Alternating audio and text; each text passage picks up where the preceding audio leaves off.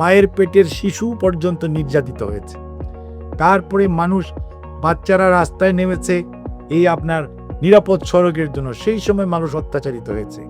5ই August ছিল বৈষম্য বিরোধী আন্দোলন জুলাই মাসে, সেই আন্দোলনে পাখির মতো মানুষটি গুলি, অর্থাৎ জেনারেশন ইয়ং, মায়ের পেটের বাচ্চা, ছোট বাচ্চা, স্কুল কলেজের বাচ্চা, ইউনিভার্সিটির ছেলেমেয়েরা, অর্থাৎ একটা গ্রুপ অফ পিপুলকে অনেক চেষ্টা করা হয়েছে।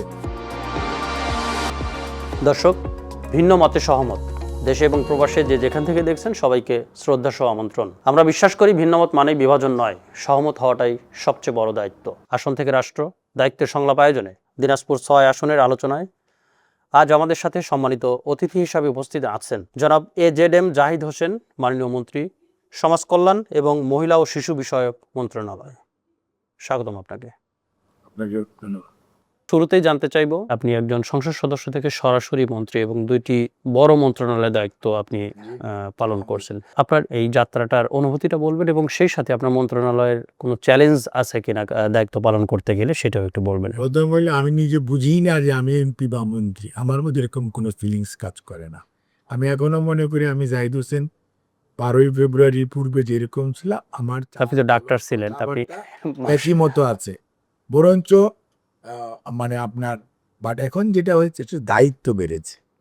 এখন যেটা হয়েছে যে এখন এমপি যে দায়িত্ব শুধু একটা এলাকা, মন্ত্রীর দায়িত্ব হচ্ছে এই 2 মন্ত্রণালয়ের অধীন সারা বাংলাদেশে কি বিস্তৃত কর্মসূচি আছে, যেটি এই দেশের, আমার ধারণা যে আপনিও কেন অনেক মানুষই জানে না যে কী ধরনের কর্মসূচি আছে। গত 3 দিন আগে সংসদ সদস্যদের একটা ব্রিফিং ছিল, ও আমাকে দায়িত্ব দেওয়া হয়েছিল যে সরকারের পক্ষ থেকে যে সেফটি নেট যে প্রোগ্রাম, অর্থাৎ মানুষের দুরবস্থা, মানুষের দারিদ্রতা দূরীকরণ, মানুষকে অর্থনৈতিকভাবে স্বাবলম্বী করার যে কর্মসূচি, প্রায় 92টা কর্মসূচি এই মুহূর্তে সচল আছে।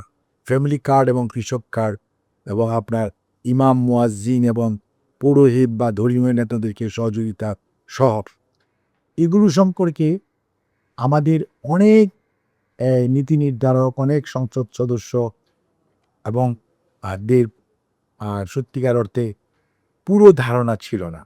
এগুলো জানার পরবর্তীতে এবং অর্থাৎ জনগণের প্রতিনিধিকে সমস্ত জিনিসগুলি ইনফর্ম করা এবং তাদেরকে তাদের নিজস্ব এলাকায় দায়িত্বশীল করা, এবং তারা যাতে ওই এলাকায় যারা সরকারি কর্মকর্তা বা কর্মচারী এই সমস্ত সার্ভিস ডেলিভারির সাথে সম্পৃক্ত, তারা যাতে যথাযথভাবে সেটা করতেছে কিনা, করতে পারছেন কিনা, করতে গেলে কোনো সমস্যা হচ্ছে কিনা, সেইগুলো তদারকির জন্য মাননীয় সংসদ সদস্যদেরকে আমরা অনুরোধ করেছি এবং আমরা অনুরোধ করছি এবং তাদেরকে আমরা উৎসাহিত করছি ওনাদেরকে, যেগুলো দেখার দায়িত্ব জনগণের প্রতিনিধি হিসাবে আপনাদের এবং আমাদের সবারই। যে আমরা সবাই মিলে যদি সেই যেই দলেরই হোক, আপনি you are a public representative, এবং ওই সংসদ সদস্য যদি সেখানে এটা দেখভাল করেন, স্বাভাবিকভাবে ওই নির্বাচনী এলাকায় আপনি ভালো হতেই বাধ্য। কারণ একজন সংসদ সদস্য, আমি বিশ্বাস করি, কোনো অবস্থাতেই চাইবেন না আগামীতে ওনার রেজাল্ট আরও ভালো না হোক আর খারাপ হোক। সবাই চাবে আগামীতে একটা ভালো হোক। তো ভালো যখন করতে যাবে, স্বাভাবিকভাবে উনি ভালো কাজটা করছে, এই বিশ্বাস আমাদের রয়েছে, আমাদের মাননীয় প্রধানমন্ত্রী রয়েছে। কাজেই সেই ইস্যুতেই এবারের কিন্তু আমাদের এটা এই বাজেটের উপর সরকারের কর্মকাণ্ড একটা ব্রিফিং চলতেছে কিন্তু, এবং বিভিন্ন মন্ত্রণালয়ের বিভিন্ন রিসোর্স পার্সন বা মন্ত্রী মহোদয়দেরকে দায়িত্ব দেওয়া আছে। স্পিকার সাহেব এটা উদ্বোধন করেছে মাননীয় স্পিকার। কাজেই সে অনুযায়ী কিন্তু আমাদের সদস্যদেরকে এইটাও একটা বলতে পারেন যে এটাও প্রয়োজন আছে, কারণ এই সংসদে আমরা মোর দেন 200 সংসদ সদস্য নতুন, এবং মাননীয় প্রধানমন্ত্রীও বলেন, মাননীয় প্রধানমন্ত্রীরা খুব জোরে সোরে বলেন যে আমিও নতুন, এবং উনি এটা তো বলতে বরঞ্চ আমরা নিজেরা সবাই বলি। কাজে আমরা উই আর লার্নিং, এবং আমাদের এই শিক্ষাটা নিতে হলে উই নিড টু নো আমাদের লেভেল অফ এই সমস্ত গভর্নমেন্টের সুযোগ সুবিধা এবং মানুষকে করার, এবং আমাদের দলের যে নির্বাচনী ম্যানিফেস্টো, সেটা সম্বন্ধে we have a thorough idea, এবং কিভাবে আমরা করবি সেটার ব্যাপারে যদি আমাদের ধারণা না থাকে তাহলে তো আমরা করতে পারবো। সেই জন্যই এটা ধরেন আমাদের একটা কালেকটিভ এফোর্ট যে আমরা কিভাবে আমাদের এলাকার উন্নয়ন শুধু নয় দেশ এবং প্রত্যেকটা কনস্টিটিউয়েন্সি যেরকমভাবে লুক আফটার হয় এবং সে অনুযায়ী উন্নয়ন কার্যক্রম, জনগণের পাশে দাঁড়ানো, মানুষের উন্নয়ন না হোক, মানুষের কষ্টের সময় মানুষের পাশে দাঁড়ানো, তাকে সান্ত্বনা দেওয়া, এইগুলো যদি মানবিক কার্যক্রম পরিচালিত থাকে তাহলে ডেফিনেটলি বাংলাদেশ সামনে দিকে। আপনার কথা থেকে যদি একটু বলি, যেহেতু নতুনের কথা আসছে, এই নতুন হওয়াতে কি দায়িত্ব পালনে কোনো ধরনের কোনো ব্যাঘাত ঘটে? সংক্ষেপে বলবেন স্যার। আমি কোনো সব অসুবিধা ফিল করি না, আমি এটা এনজয় করি এবং আমার কাছে খুব ভালো লাগে।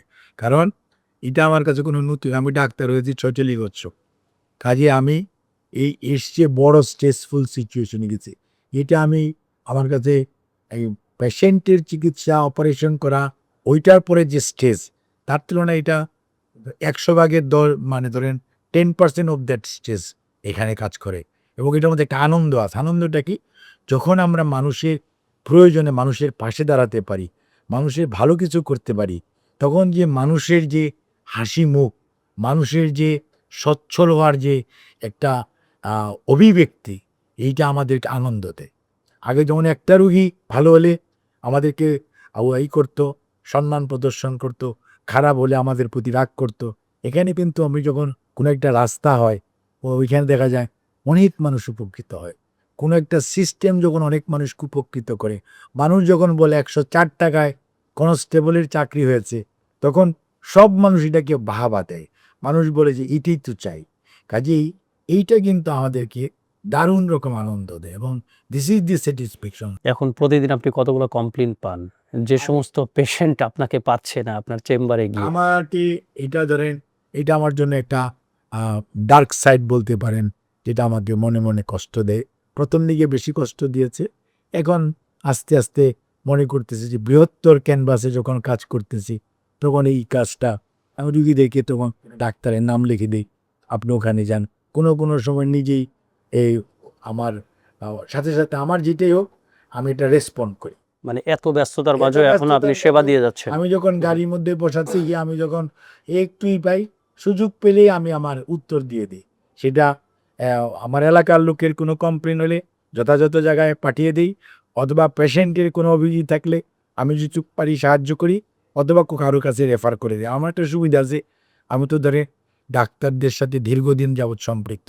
কাজে বাংলাদেশে যে কোনো হসপিটালে কোনো ডাক্তারের কাছে রেফার করা, 2-4টা ডাক্তারকে বাংলাদেশে প্রত্যন্ত অঞ্চলে বা পঞ্চগড়, টেকনাফ বা কক্সবাজার আমার পক্ষে রেফার করা কোনো সমস্যা না। সম্প্রচার হওয়ার পরে কিন্তু আপনার আরো ব্যস্ততা বেড়ে যায়। আমার এটা অনেকেই হয়তোবা সাহস করতেছিল না যে আপনার কাছে আপনার পেশেন্টগুলো আসবে কিনা। আমি খুবই আল্লাহর কাছে শুকরিয়া যে আমি আল্লাহ রাব্বুল আলামিনের দোয়া রহমতে আর আপনাদের দোয়ায় চিকিৎসার ব্যাপারে যে ধরনের সহযোগিতা চিকিৎসক সমাজ এবং হাসপাতাল এই গত ধরেন অ্যাটলিস্ট গত 35-36 বছর যাবৎ, আমিও যেমন ডাক্তারদেরকে সাথে থাকি, ডাক্তাররাও বলার পরে কেউ মানে সহযোগিতা করেন এই রোগীদেরকে, এরকম ইনসিডেন্স আমার জানা মতে কখনো হয়। Open to everyone irrespective of politics and religion. শেষ জীবনে যখন রাজনীতি থেকে আপনি রিটায়ার্ড করবেন, কি করতে চান? আপনার শেষ জীবনের স্বপ্নটা কি? খুবই কঠিন প্রশ্ন যদি সমাজ সেবানুই মানে আগেও আমি স্টুডেন্ট যখন ছিলাম তখন আমি রোভার স্কাউটিং করেছি, ন্যাশনাল ক্যাডেট করেছিলাম এবং আমি শহীদ রাষ্ট্রপতি জিয়াউর রহমান স্যারের সাথে হাইকিং করেছি 6 মাইল, যখন উনি ডেপুটি চিফ মাস্টার অ্যাডমিনিস্ট্রেটর ছিলেন। কাজেই আমি সবসময়ই ছাত্র অবস্থায় সমাজ সেবা করেছি, ডাক্তারিও এক ধরনের সেবা, সেখানে সেবাও করেছি, আর্থিকভাবে নিজেও লাভবান হয়েছি এবং এটা মাই প্রফেশন, আই এনজয়েড দ্যাট। এবং সারা জীবন আমি টিচার ছিলাম। আমি মেডিকেলের অল দি টাইম ঢাকা ইউনিভার্সিটির আমি ডিন ছিলাম এবং আমি টিচিংকে খুব পছন্দ করি। Bangladesh college of physician post গ্রাজুয়েশনকে আমি অলওয়েজ প্রেফার করি এবং কোয়ালিটি ফিজিশিয়ান, কোয়ালিটি ট্রিটমেন্ট। আর এখন রাজনীতি করি, মনে করেন একটিভ রাজনীতিতে আছি 2009-এর মানে জেলখানা থেকে বেরোয়েছি 13ই ডিসেম্বর, তারপর থেকে actively full time in politics. আমি আর কোনোদিন চাকরিতে আর ফেরত যাই নাই এবং I had given up the job 20th of February 2008। কাজেই তারপরে থেকে আমি জনসেবা যেটা করার রাজনীতিও করি, পাশাপাশি আমি যখন এই সুযোগ পাই মানুষকে অ্যাটলিস্ট স্বাস্থ্যগত বিষয়ে পরামর্শ সবসময় দিয়ে থাকি। এবং এটা যতদিন আল্লাহ সুস্থ রাখবে, মানুষকে মানে ভালো কাজ করা, মানুষকে চিকিৎসা সহায়তা করা, পরামর্শ দেওয়া, যতক্ষণ ফিজিক্যালি ফিট থাকবো আল্লাহ যদি তৌফিক দেয় ইনশাল্লাহ। ইনশাল্লাহ আপনি করবেন। স্যার, আমরা অনুষ্ঠানের স্বার্থে আমরা আরেকটি প্রশ্ন আমরা করতে চাই। আপনার দায়িত্ব গ্রহণের পরে আপনার ২ মন্ত্রণালয়ের সবচেয়ে চ্যালেঞ্জ কোন কাজটা করেছেন? অলরেডি সেটা ডান, কমপ্লিট হয়ে গেছে, যেটা মানুষ তা হয়ে যায় নাই, শুরু করেছে, সেটা ফ্যামিলি কার্ড। মাননীয় প্রধানমন্ত্রী এই 17 তারিখে ওতের পরেই 18 তারিখে দায়িত্ব দিয়েছেন ফ্যামিলি কার্ড। এবং ফ্যামিলি কার্ড আপনারা জানেন 10ই মার্চ বাংলাদেশের করাইল সহ করাইল 7তলা বস্তি অর্থাৎ ঢাকা 17 এবং ঢাকা 15, একদিকে মাননীয় প্রধানমন্ত্রী জনাব তারেক রহমান, আরেকদিকে বিরোধী দলীয় নেতা ডক্টর শফিকুর রহমান, আর এর বাইরে আরও 15টা ওয়ার্ডে।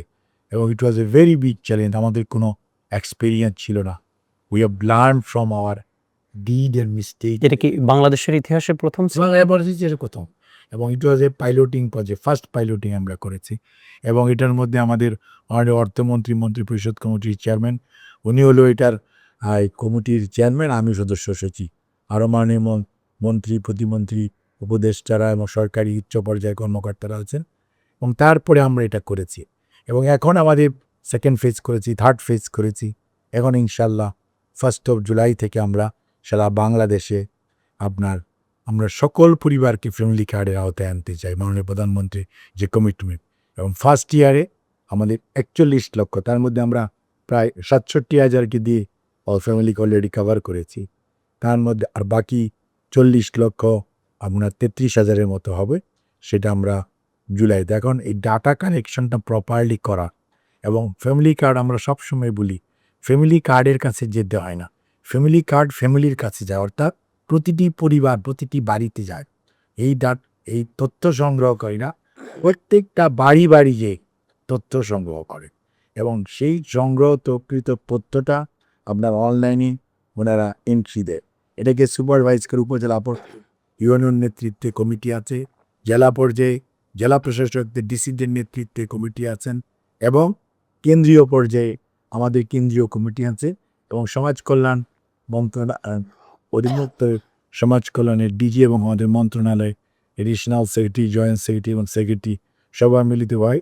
ওইখানে একটা টেকনিক্যাল কমিটি আছে, they are looking after this. So মানে এই ডাটা কালেকশনটা প্রপার করা, এবং এই ডাটা কালেক্টটা মানুষ মনে রাখতে হবে যে 17-18 বৎসরে ইয়ামক বেসিকের যেমন ধ্বংস করা হয়েছে, প্রত্যেকটা ইনস্টিটিউশন মানুষের মরালিটিকে ডিস্ট্রয় করা হয়েছে। এখন এটি করতে যে, যদিও এটা একটা ইউনিভার্সাল সিস্টেম, অর্থাৎ কোনো জায়গায় কাউকে দিবেন না, ওই এলাকার সব লোক পাবে, কাজে ইউনিভার্সাল সিস্টেম মাননীয় প্রধানমন্ত্রী এটি ইন্ট্রোডিউস করেছে। এবারে ইউনিভার্সাল সিস্টেম হওয়ার পরেও দেখা যাচ্ছে যে ফ্যামিলি হয়তো পাওয়ার উপযুক্ত কার্ড পাবে, সুবিধা পাওয়ার উপযুক্ত না, সে হয়তো পেয়ে গেল কোনো জায়গায়, আবার যে পাওয়ার উপযুক্ত কিন্তু সে হয়তো পেল না। ডাটা কালেকশনে ওখানে শুধু আমাদের স্ট্রেংথ অ্যান্ড উইকনেস আছে। আর ডাটা কালেকশন যেটা পাইলটিং, সেটার থেকে আমরা লেসন লার্নিংটা হওয়ার পর এখন আমরা যেটা সামনে ফ্যামিলি কার্ড দেওয়ার জন্য এই তথ্য সংগ্রহকারী যারাদেরকে আমরা ব্যাপক আকারে ভলান্টিয়ার নিয়োগ করে মাননীয় প্রধানমন্ত্রী বিদেশ থেকে ফিরলেই আমাদের সিদ্ধান্তটা চূড়ান্ত হবে, তখন আমরা আপনাদেরকে জানাবো যে আমরা পুরো তথ্যগুলি সংগ্রহ করব। সংগ্রহ করার পর সেই তথ্য যাচাই বাছাই হবে, যাচাই বাছাইয়ের পরবর্তীতে আমরা একযোগে বাংলাদেশের 300টি আসনে এই ফ্যামিলি কার্ড কর্মসূচি মাননীয় প্রধানমন্ত্রীর দিক নির্দেশনা অনুযায়ী এটা বিতরণ শুরু হবে। এবং irrespective of politics, irrespective of religion, এখানে আপনার হতদরিদ্র, দরিদ্র, নিম্নবিত্ত, মধ্যবিত্ত, উচ্চবিত্ত 5টা ক্লাস্টার আছে। তার মধ্যে নিচের যে 3টা ক্লাস্টার, অর্থাৎ হতদরিদ্র, দরিদ্র, নিম্নবিত্ত, ওনারা ভাতা ভোগী হবেন, অর্থাৎ উপকার ভোগী হবে। আর কার্ড এই 5টি শ্রেণীর কার্ড পাবে। এবং এই কার্ড আমাদের যদি জনসংখ্যা এখন আপনার 18 কোটি হয়, তাহলে দেখা যাবে আমরা 5 জনের একটি পরিবার, কাজে এই পরিবারের মহিলা সদস্য যিনি উনি পাবেন, কাজে সেখানে দেখা যাবে যে 4 কোটি বা 4 কোটি একটু কম বেশি হবে পরিবার। এবং আমরা এটা 4 বৎসরে ইনশাল্লাহ উইল কভার ইট আপ, অর্থাৎ পরিবার যেটুকুই হয় দেখা যাবে যে ফ্যামিলি কার্ড উপকারভোগীর সংখ্যা হবে হয়তো 2 কোটি পরিবার বা 2.25 কোটি। তারপর আগামী 4 বছরের মধ্যে বাংলাদেশের 300টি আসনই আপনি কমপ্লিট করে প্ল্যানিং করছেন। আমরা অনুষ্ঠানে একেবারে শেষ প্রান্তে চলে এসেছি। আমাদের অনুষ্ঠানের স্বার্থে স্যার এত কিছু আপনি বললেন এবং যে কাজগুলা করতেছেন এর মধ্যেও কি ধরনের ভিন্ন মত শুনতে পান? বিশেষ করে 2টি বিষয় বলবেন। এক হলো নির্বাচন নিয়ে আপনি কথা বলেছেন। নির্বাচনে যদিও নির্বাচন সবাই বলছে সুষ্ঠু এবং 2026 সালের নির্বাচনটা খুবই ঐতিহাসিক নির্বাচন হয়েছে। তার মধ্যে যে ভিন্ন মতটা রয়েছে একটি দল অংশগ্রহণ করে নাই। সেই জায়গা থেকে আপনারা কোনো বিষয় শুনতে পান কিনা যে একটি দল যে অংশগ্রহণ করে নাই সেখান থেকে মানে এই নির্বাচনটা কতটুকু সুষ্ঠু হয়েছে? এ ধরনের কোনো ভিন্ন মত শুনতে পান কিনা? হচ্ছে কি নির্বাচনের সুষ্ঠুতা বা গ্রহণযোগ্যতা নির্ভর করে সাধারণ মানুষের অংশগ্রহণের উপর। একটি দল কেন অংশগ্রহণ করতে পারে নাই সেটাই দেশের মানুষ বাই দিস টাইমস না গত 2 বছর হতে চলল বুঝতে পেরেছে যে তারা একটা রাজনৈতিক দল, তাদের শাসন এবং তাদের দুঃশাসন, তারা যে অবস্থায় দেশটাকে নিয়ে গিয়েছিল সেটা থেকে মানুষ কোন পর্যায়ে গেলে মানুষের মোরালিটি কত ডাউন হলে এত কিছু করে যে সমস্ত লালন পালন করেছিল বিভিন্ন সুযোগ সুবিধা দিয়ে মানে আপনার বিভিন্ন সরকারি প্রতিষ্ঠানকে ধ্বংস করেছে এবং কিছু সংখ্যক সুবিধাভোগীও তৈরি করেছিল। কিন্তু দেখেন শেষ বিচারে সেই সুবিধাভোগীরা কোনো কাজে আসে নাই এবং কোনোভাবে সাহায্য সহযোগিতা করতে পারে নাই। কারণ জনমত জনগণকে এই যে আপনি 14, 18, 24 তুচ্ছ তাচ্ছিল্য করেছেন, মানুষের অধিকার কি আপনি পায়ে দোলে মুচড়ে মানুষের অধিকারকে অধিকারবিহীন অধিকার হারা করেছেন এবং মানুষকে দেশকে নিজের পৈতৃক সম্পত্তির মতো ব্যবহার করেছেন, যার কারণে মানুষ কিন্তু তাদের কাছ থেকে মুখ ফিরিয়ে নিয়েছে।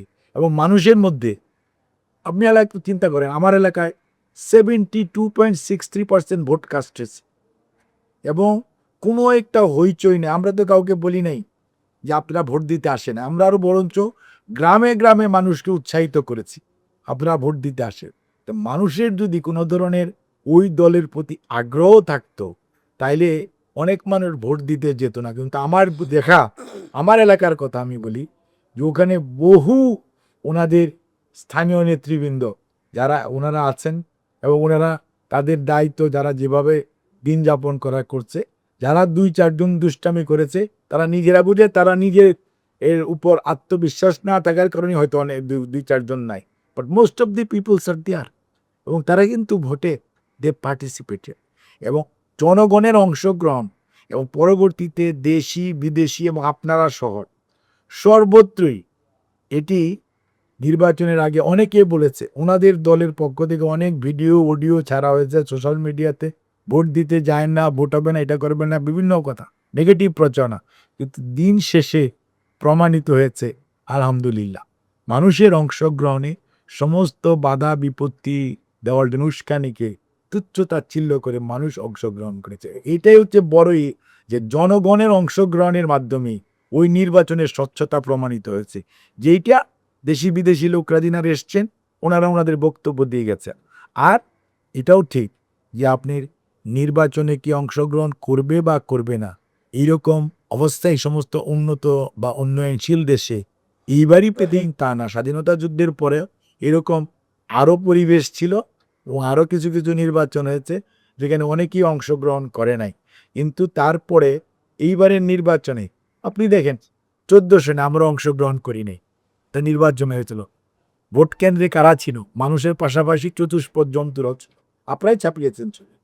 এবারের ভোট কেন্দ্রে ওনারা যায় নাই, কিন্তু মানুষের ফয়লা অর্থাৎ মানুষের যে জোয়ার ভোটের প্রতি আগ্রহ এবার সৃষ্টি হয়েছে, তদন্তবর্তীকালে ইন সরকার এবং রাজনৈতিক দল সমূহ তারা অংশগ্রহণ করেছে সবাই এবং আপনারাও সহ মিডিয়াও সহ সবাই মিলে কিন্তু মানুষকে একটা আনন্দ ঘন পরিবেশে এবং মানুষ বুঝতে পেরেছে এবার তার ভোটটা কাজে লাগে। এই কাজে আমি এটাকে কোনো অবস্থাতেই উইকনেস মনে করি না, আমি মনে করি দিস ইজ এ স্ট্রেংথ। আর যে পরিমাণ অত্যাচার, মায়ের পেটের শিশু পর্যন্ত নির্যাতিত হয়েছে, তারপরে মানুষ বাচ্চারা রাস্তায় নেমেছে এই আপনার নিরাপদ সড়কের জন্য, সেই সময় মানুষ অত্যাচারিত হয়েছে। 5ই আগস্ট ছিল বৈষম্য বিরোধী আন্দোলন জুলাই মাসে, সেই আন্দোলনে পাখির মতো মানুষটি গুলি, অর্থাৎ জেনারেশন, ইয়ং, মায়ের পেটের বাচ্চা, ছোট বাচ্চা, স্কুল কলেজের বাচ্চা, ইউনিভার্সিটির ছেলেমেয়েরা, অর্থাৎ একটা গ্রুপ অফ পিপুলকে অনেক চেষ্টা করা হয়েছে স্বাধীনতার চেতনার নামে একটা পরিবারের ইতিহাস গেলানোর জন্য। কিন্তু দিন শেষে 24শে জুলাইয়ে প্রমাণিত হয়ে গেছে যে মানুষ কিন্তু বানানো ইতিহাস গড়ার পছন্দ হয় না। মানুষ যেটা সত্যি সে, অর্থাৎ এই জেনারেশন, এই যে মুখ ফিরিয়ে নিয়েছে, এই জেনারেশন মিনিমাম আরো 40 থেকে 50 বছর দে উইল কন্টিনিউ। কাজেই ওনাদেরকে সিদ্ধান্ত নিতে হবে ওনাদের ভবিষ্যৎ কি হবে, এটা আমরা বলে দেওয়ার কিচ্ছু না। আর অপরাধ তো অপরাধী, আইন আদালত আছে, সে অনুযায়ী যে বিচার হবে, যেই সাইটা হবে, সাজা হবে, সেটা এখন কিচ্ছু করার নেই, সেটা তো সবাইকে ফেস করতে, আইনের ঊর্ধ্বে তো আমরা কেউ না। ধন্যবাদ মাননীয় মন্ত্রী মহোদয়। ভিন্নমত থাকতে পারে, কিন্তু সহমত হওয়াটা আসলে কোথায় প্রয়োজন বলে আপনি মনে করেন, সংক্ষেপে বলবেন। ভিন্নমত থাকাটাই হচ্ছে ডেমোক্রেসির বিউটি। গণতন্ত্রে ভিন্নমত না থাকলে তো একদলীয় হয়ে গেলি। কাজে ভিন্নমত থাকবেটাই স্বাভাবিক। আপনার সাথে আমার মিলবে এতে কোনো কথা না, আপনার সাথে নাও মিলতে পারি, কিন্তু আমরা আলোচনা করব ওভার দি টিভি। আলোচনা করে আমরা আমাদের কাজটা কি, মানুষ এবং দেশের সার্বভৌমত্ব, এটাকে আপলিফট করা, এটাকে তুলে ধরা, এটাকে সবার উপর দায়িত্ব দেওয়া, মানে গুরুত্ব দেওয়া। সেইটার জন্য যেটা ভালো, আপনারটা ভালো হলে আমি গ্রহণ করব, আমারটা ভালো হলে আপনি গ্রহণ করবেন। এটা নিয়ে মানে সহমত হবে না, আমি এটা বিশ্বাস করি। কেউ যদি ডেমোক্রেটিক মাইন্ড, গণতান্ত্রিক মন মানসিকতা সম্পন্ন কোনো মানুষ হয়, কোনো সমাজ হয়, সেখানে সহমত হবেই, ভিন্নমত থাকবেই। আমরা একেবারে শেষ প্রান্তে চলে এসেছি। শেষ প্রশ্ন, আপনার মন্ত্রণালয়ের সামনের কাজের কোনো চ্যালেঞ্জ দেখতে পাচ্ছেন কিনা? আমার মন্ত্রণালয়ের সামনের কাজের চ্যালেঞ্জ আমি আপনাকে বলেছি যে বিভিন্ন সুযোগ সুবিধার 34 ভাগ, অর্থাৎ সামাজিক নিরাপত্তা কর্মসূচি 34 ভাগ কর্মসূচি দেওয়ার বিতরণের দায়িত্ব হচ্ছে সমাজ কল্যাণ, মহিলা এবং শিশু বিষয়ক মন্ত্রণালয়। এইটা হলো একটা চ্যালেঞ্জ, সুষ্ঠুভাবে মানুষের কাছে পৌঁছানো, এটা আমার একটা সবচেয়ে বড় চ্যালেঞ্জ। এবং এখানে টার্গেটিং ইরোর আছে, বিশেষ করে দুস্থ ভাতা, মহিলা আপনার কি বলতে হচ্ছে বিধবা ভাতা, তারপরে প্রতিবন্ধী ভাতা, এগুলো মানুষের কাছে সঠিকভাবে পৌঁছানো, এটা আমাদের একটা সমস্যা আছে। এটা তারপরে আপনার মা এবং শিশুদেরকে মায়ের পেটে যখন বাচ্চা থাকে, সেই বাচ্চাকে 1000 দিন পর্যন্ত খাবার দেওয়া, পুষ্টিকর চাল সহ, এগুলো আমার টার্গেটিং একটা বড় সমস্যা। এটাকে আমার মানুষের কাছে পৌঁছে দিতে হবে। প্রশ্নবোধ চিহ্ন, মানে যে কোনো প্রশ্নের বাইরে, অর্থাৎ সব মানে একদম সত্যিকার অর্থে কোনো ধরনের প্রশ্ন থাকবে না এটার মধ্যে বিতরণের সময়, এরকম অবস্থা এটা পৌঁছে দিতে হবে। এটার জন্য সবার সহযোগিতা দরকার। আরেকটা হচ্ছে যে মানুষের যে মনোজগতে যে পরিবর্তন, শিশু এবং নারীদের প্রতি, শিশু নির্যাতন বলেন, শিশু অধিকার বলেন, শিশু শ্রম বলেন, প্রত্যেকটা জিনিস অ্যাড্রেস করা। আবার মহিলাদের অধিকার, নারীর প্রতি সম্মান, নারীর প্রতি শ্রদ্ধাবোধ, আবার নারীর প্রতি নির্যাতন, এই প্রত্যেকটা অ্যাড্রেস করা is a big challenging task. কিন্তু বাস্তবায়নের পথে এগোচ্ছেন। আমরা সেটার জন্য, এটাই হচ্ছে আমার চ্যালেঞ্জ, যেগুলো সঠিকভাবে ঘুরে বাস্তবায়ন করাটা, এবং মানুষের মনস্তাত্ত্বিক চেঞ্জ এবং জনগণের সমর্থন, সহযোগিতা এবং জনগণের অংশগ্রহণ, media, social media, print and electronic media, সবার সহযোগিতা কাম্য করছেন। গণসচেতনতার মাধ্যমেই সম্ভব। আইন দিয়ে কোনো অবস্থাতে সকল চ্যালেঞ্জ মোকাবেলা করা যাবে বলে আমি মনে করি। আপনার আসনের একেবারে আপনার লোকাল শিকড়ের ভাষায় দেশ এবং আপনার আসনের মানুষের উদ্দেশ্যে যদি কিছু জানাতে চান, সংক্ষেপে জানিয়ে দেবেন। একেবারে শিকড়ের ভাষায়, আমরা এখন সংসদ সদস্য বসে কথা বলতেছি, এইখানে বসে কথা বলছি, আপনি শিকড়ের ভাষায় চলে যাবেন। আমি শুধু আমার এলাকার যারা জনগণ বা আমার এলাকার যে মানুষ, নাগরিকরা আছেন, বিভিন্ন বয়সে, বিভিন্ন শ্রেণী পেশার, সবার প্রতি আমার একটাই বক্তব্য, যা আমি নিজে যখন যাই তখনও বলি, ধৈর্য ধরেন, আমরা সবাই মিলে কাজ করব, এবং কোনো অবস্থাতেই কেউ অবহেলিত থাকবেন না, কোনো অবস্থাতেই ভাববেন না আপনাকে বাদ দেওয়া হবে। প্রত্যেকটা কাজের মধ্যে কোনো না কোনোভাবে সমাজের বিভিন্ন শ্রেণী ধর্মের মানুষকে ইনক্লুড করা হবে। শিকড়ের ভাষা কি ভুলে গেছেন? শিকড়ের ভাষা আমি জানি, কিন্তু শিকড়ের ভাষা সবটা বললে আবার অন্যরা বুঝতে পারবে না। Just বুঝতে পারবে আমাদের অনুষ্ঠানের প্যাটার্নটাই এরকম যে একেবারে শিকড়ে চলে যাবে। আমরা যেটা সবসময় বলি যে হাবাহে তোরা সব এক হও, মই এবং তোরা সবাই মিলে আমরা ওই এলাকার উন্নয়নের তোর এলাকার উন্নয়নের জন্য সবাই মোরা একসাথে কাজ কর। ধন্যবাদ আমাদের অনুষ্ঠানে আপনার মূল্যবান সময় দেওয়ার জন্য আপনাকেও ধন্যবাদ, এবং দর্শক আপনারা যারা এত সময় অনুষ্ঠানটি দেখলেন সবাইকে আগামী পর্ব দেখার জন্য শুভেচ্ছা এবং আমন্ত্রণ জানাচ্ছি। এবং সেই সাথে মাননীয় মন্ত্রী মহোদয়ের কোনো কথার সঙ্গে যদি আপনাদের ভিন্ন মত পোষণ করতে হয় কমেন্টের মাধ্যমে জানিয়ে দিবেন, এবং সেই সাথে মাননীয় মন্ত্রী মহোদয় যে কথাগুলো বললেন সেটার সঙ্গে যদি সহমত করতে চান সেটিও কমেন্টের মাধ্যমে জানিয়ে দিবেন। সেই সাথে যদি কোনো ধরনের কোনো প্রত্যাশা থাকে সেটি আমাদের কমেন্টের মাধ্যমে জানিয়ে দেবেন। নিঃসন্দেহে মাননীয় মন্ত্রী মহোদয় সেটি দেখবেন এবং সমাধানের চেষ্টা করবেন। ধন্যবাদ, সুস্থ থাকুন, ভালো থাকুন।